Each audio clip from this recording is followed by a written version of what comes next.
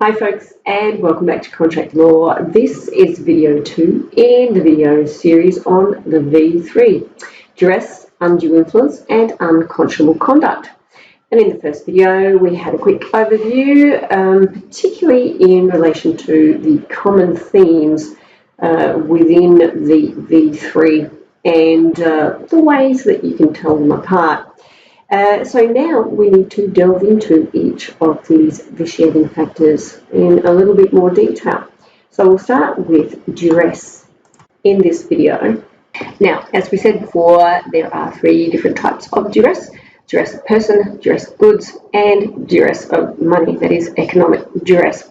You need to show that the threat you're complaining about constituted illegitimate pressure. That test was introduced by Justice McHugh in the Crescendo Management case, High Court case in 1988. Subsequently, there was a bit of talk about, what exactly is illegitimate pressure. Bit of a vague term, really. What does it mean? Does it mean something that's actually unlawful, or is it something a bit less than that? Where are the boundaries? Are there any boundaries?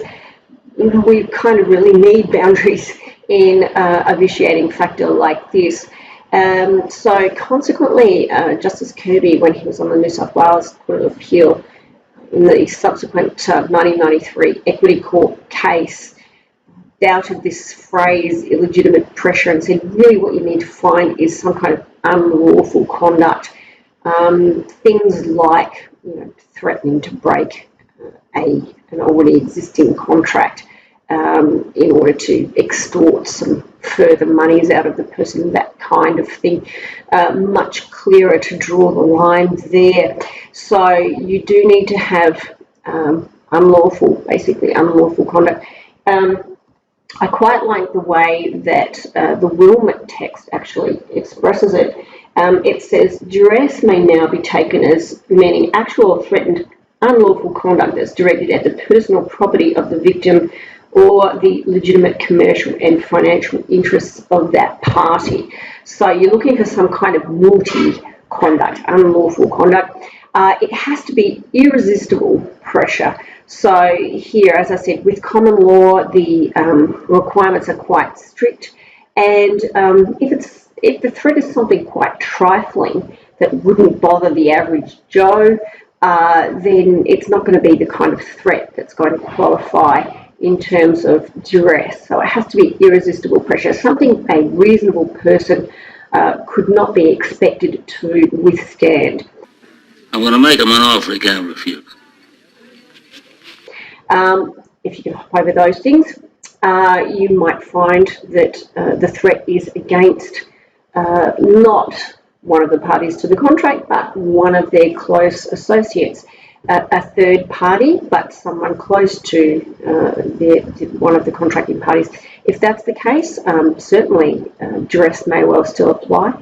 However, if the person applying the duress, the threat, is not one of the parties to the contract, but a third party, then you're probably going to have difficulties, aren't you? Because if you're trying to get out of a contract, and that's normally what you're trying to do with an action in duress, then you've got to sheet home that naughty behaviour to the other party to the contract in order to get out of the contract. So that is just like a bit of foundational work in terms of duress. I want to run through 3 cases that establish the 3 different kinds of duress. Contract law, certainly, as I've said many times, contract law throws up the best case law probably that you'll encounter in your law degree, and this video series will have quite a number of, I guess, my favourite cases in the entirety of contract law. And the first one is Barton and Armstrong. This particular case reminds me of the 1983 movie Getting Square. If you haven't seen it, you absolutely must. Fabulous movie set on the Gold Coast about the typical white shoe brigade. I'm square these days. Ask anyone you like. It all surrounded the development of what is now a suburb of the Gold Coast, just a stone's throw from myself, called Paradise Waters. Now, while Paradise Waters was being developed, the development company hit a few snags, as is not uncommon, and there was various tensions amongst the directors in the main company that was conducting the development.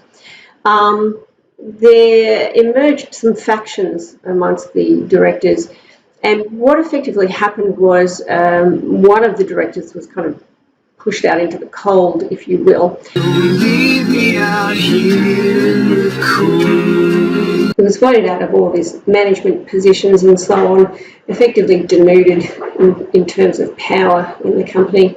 And the plaintiff and the defendant agreed to a deed whereby the plaintiff was going to buy this defendant out from the company altogether. They just wanted to get rid of him.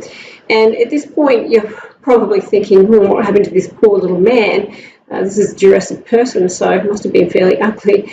Actually, it was the person that was muscled out that ended up making the death threats, not just once, but quite a number of times in quite a number of ways. Started off with some phone calls and heavy breathing, saying that, sometimes saying, "I'll kill you," to shouting across the table at board meetings, "I'll fix you." So much so that the other director ended up getting a bodyguard, and at a subsequent board meeting, Armstrong actually shouted across the table, "Doesn't matter how many bodyguards you get, I'll still fix you." This was some fairly outrageous behaviour. At one point, the plaintiff even moved houses, got out of his house because he was worried about the person that Armstrong had actually contracted to kill him, shadowing him around and watching all of his movements. I'm going to make him an offer he can't refuse. So you guessed it, the other director signed the buyout deed. This made Armstrong enormously happy because he was paid so much money under this buyout deed that he effectively made the company go broke. So he thought he walked away very nicely as the victor in the tense relationship there, and also basically sending the company broke. However, Armstrong's world started to unravel when the hitman that he had contracted approached Barton and said that he'd really rather not conduct the hit after all if Barton would just pay him the $2,000, rather cheap. And Barton convinced the hitman to go to the police with him in order to have the middleman and Armstrong apprehended and brought to justice. The case went through the New South Wales Court of Appeal and then up to the Privy Council when that avenue of appeal was still available. And it set out the elements of duress very nicely and clearly for us. As you can see over on the right there in the yellow, you must have a threat of death, bodily harm or imprisonment. Well, we certainly had threats of death here several times. Calculated to cause fear. Well, yes, it did. It certainly did cause that fear. I mean, the poor man moved his house. There was a lot of discussion about whether or not it had to be the reason for entering the contract. That is, would it have to be the case that you wouldn't have entered into the contract but for that threat? And the court said no, where you've got threats, extreme threats to your person being made like this in this kind of duress scenario, they only need to be a reason for entering the contract, not the sole reason for entering the contract. Conduct like that is just reprehensible, and yeah, it's calculated to cause fear. If it does, well, as long as it's a reason, you can get out of the contract. It's for the defendant then to try and prove that the threats played no part whatsoever in the decision to contract. Very high hurdle to get over. You will note that even though this is a common law action, the result of a successful argument of duress is that the contract is voidable only. Voidable, not void. So there was a bit of unclarity about that for some time, but the consensus now seems to be that the contract will be voidable. So that's duress of the person. Now let's have a look at duress of goods. Here we have the case of Hawker Pacific and Helicopter Charter. And the defendant in this case was in the business of repairing helicopters. He did a paint job on a helicopter. Unfortunately, their work was less than excellent quality, and the plaintiff decided to send the helicopter back for the defendant to redo the paint job, rather inconveniently for the defendant. The plaintiff then tried to collect the helicopter after the paint work was corrected. They needed it for an urgent charter the next day. Unfortunately, when they arrived to collect the helicopter, they made the mistake of mentioning the fact that they needed it for the urgent charter the next day, at which the defendant had an aha moment. Oh, come on! Light bulb. And spied their opportunity. Wonderful little vignette of human behaviour here. So they decided that before they would release this helicopter, they would require the plaintiff to enter into an agreement. Now, the agreement had two salient terms for our purposes. Firstly, an acknowledgement of the amount that was due for the paint job. Well, that's fine, no real problems there. Secondly, releasing the defendant for any defective work. So if they did a poor job this time, they certainly didn't want to have to repeat the effort and redo the job again. They just wanted to, they wanted their money, and they wanted to see the back of these people. Go away! So they decided to present the contract, and you guessed it, the plaintiff signed because they had this urgent charter, and then they objected to the contract as being conducted under the cloud of duress. The court discusses here the old cases on extorting goods and withholding goods in order to get a payment. And they said, well, you know, if you're going to allow that kind of thing, relief in those circumstances, it's no real stretch to analogize from that to saying, well, you should give relief to the circumstance where someone's withholding goods not to get money, but to get a contract signed. And so, you guessed it, Duress of Goods was successful in that scenario, and the contract was voidable. So that's Hawker Pacific and Helicopter Charter, and that's Duress of Goods. The final case that we need to look at is a case of economic duress. Now, this form of duress is the new kid on the block so far as this particular vitiating factor is concerned. Obviously, duress started out with duress of person, expanded to duress of goods, but for a long time there was resistance to the notion that you should be getting relief for threats to your economic well-being. It was thought that a person of reasonable firmness should be able to resist threats where all that was threatened was perhaps your money. Nevertheless, once the expansion of this doctrine had started, it was kind of more and more difficult to constrain it. There's no real reason to deny relief just because the nature of the threat impacts upon your economic well-being rather than, you know, your personal, your goods, particularly your goods.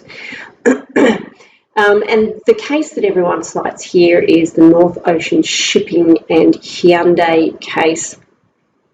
And what we had here was North Ocean contracting with Hyundai. Hyundai was going to build this very large tanker called the Atlantic Baron, worth many millions of dollars, as you can imagine. Under this agreement, Hyundai provided a reverse letter of credit. And what is that exactly, you're asking? It's essentially a form of security, and Hyundai gave it to North Ocean as comfort that if Hyundai happened to default in the terms of the agreement, that North Ocean could take this reverse letter of credit to their bank, and they could say, please pay us back all of the payments that we've made under this contract. So it was basically like a refund letter, I guess you'd call it. It gave the parties comfort that, you know, the right thing would be done. Payments were to be made in 5 equal instalments. And unfortunately, after the first instalment, the US dollar devalued by around 10%. Now, this was rather disastrous for Hyundai. It meant that it would have lost around $3 million on the deal. Hyundai weren't going to take that lying down at all.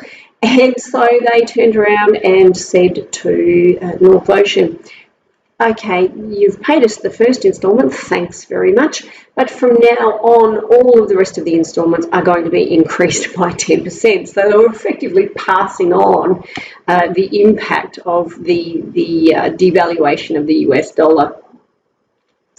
North Ocean were in a bit of a pickle at this point because not only was this a very expensive deal for them, but they really needed to ensure that the contract was performed on time because they had a rather large deal with Shell that kind of hung on them getting this new Atlantic Baron into the water in time. You didn't have that extra layer of pressure that you had in the Hawker Pacific case, the helicopter case, because North Ocean didn't actually tell Hyundai that it had this large deal in the wings. But nevertheless, that was one of the factors that was kind of pushing them towards signing on the dotted line when Hyundai said that they wanted the extra payment. What they ended up doing is they said that they would agree to firstly maintain an amicable relationship with Hyundai, and secondly, very importantly, they said that they would agree without prejudice to their rights. Now, that is a key legal phrase that I'm sure you'll use many times in the course of your career. Essentially, it signals that your client is going to do something, but they reserve their right to complain about it later, okay? So that's the basis on which the extra monies were paid over in the instalments. In return, this was quite important, in return, when North Ocean said that they would make the increased amount of the instalments, Hyundai said that they would increase their reverse letter of credit so that if Hyundai did default, then the higher amount of instalments would have been refunded back to North Ocean. There was a lot of discussion around what the effect of all of this was, the agreement to pay extra money and in return the increase to the reverse letter of credit. And as you can see, it's a promise being exchanged for consideration. And the court said there was this threat and then there was this contract to vary the original contract that had the lower instalment amount. So was that contract affected by the vitiating factor of economic duress? Yes, indeed, folks, it was economic duress that affected the contract to vary the terms. There certainly was no legal justification for Hyundai demanding the extra 10% increase to the originally stipulated amount of the instalments. Both parties here knew that Hyundai was firm. There was no way they were going to accept less than full agreement to passing on this 10% loss that they would have otherwise made. However, and this is yet again one of those cases that highlight the very unfortunate nature for some of the consequence of a contract being held voidable and not void. The fact is that if a contract is rendered voidable only, then you must act on your rights very quickly, otherwise there is a danger of acquiescing conduct being construed as affirmation of the deal. And here it was held that North Ocean were freed from their situation of duress. They had another tanker that they were also having made by Hyundai called the Atlantic Baroness. That was playing on their minds, but they held that, the court held that that didn't actually keep them under a situation of duress at that point. Once they'd paid over their last payment, they were pretty much freed from the situation of duress. However, there was a couple of unfortunate things. As I said, they delayed from November 1974 until July 1975 before they spoke up. And also, the last payment that was made was done without making any protest. So, unfortunately for North Ocean, even though they had a good cause of action, they lost it. It slipped out of their hands, and that delay really did cost them very, very dearly. So that is the case of North Ocean Shipping and Hyundai, and that's economic duress.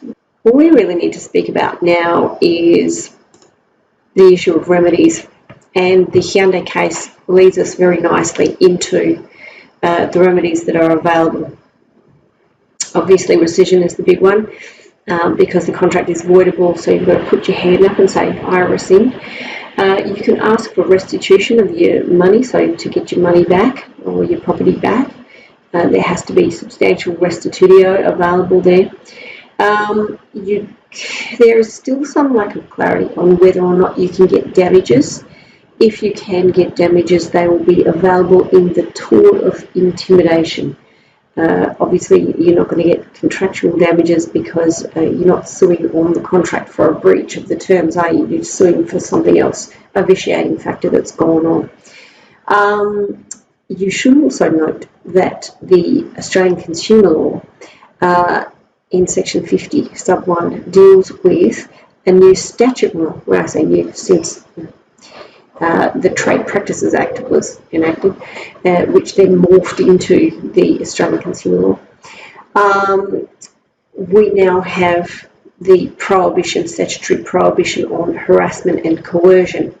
And you can see there, I've just lifted that out of the legislation. Person must not use physical force or undue harassment or coercion in connection with supply of goods, payment for goods or services, sale and purchase of land, or payment for an interest in land, very squarely targeted at consumers there. I'll leave you to read it on further in the text regarding that one. What it does do, the key thing to remember is that if you can sue on the ACL, then of course you're going to be suing on all of the different remedies that are available in the ACL, including those nice ancillary orders that allow the court to tailor the remedy pretty much to your needs. So these are the kinds of remedies that are available under the ACL, as we've seen in a previous video series. So that is the issue of remedies, and that is the vitiating factor of duress. And we'll leave it there for this video, and I'll see you all in video number 3 for undue influence. Bye for now, guys.